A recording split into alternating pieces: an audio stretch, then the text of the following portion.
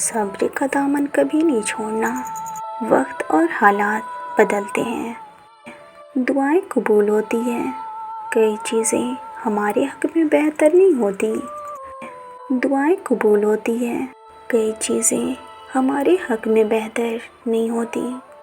جنہیں ہم مانگ رہے ہوتے ہیں وہ ہمارے حق میں بہتر نہیں ہوتے۔ جب آپ کو نماز پڑھنے، شکر ادا کرنے کی توفیق ہو رہی ہو تو پھر یقین کریں اللہ آپ سے راضی ہے، وہ سن رہا ہے آپ کو، اس لیے اس نے اپنے سامنے کھڑا کیا آپ کو، آپ کی دعائیں قبول ہونے کا راستہ دکھایا، آپ کی دعائیں قبول ہونے کا راستہ دکھایا، آپ کو صبر سے ملوایا، آپ کو آنے والی ہر تکلیف سے بچایا۔ دعائیں کبھی رد نہیں ہوتی، دعائیں کبھی رد نہیں ہوتی۔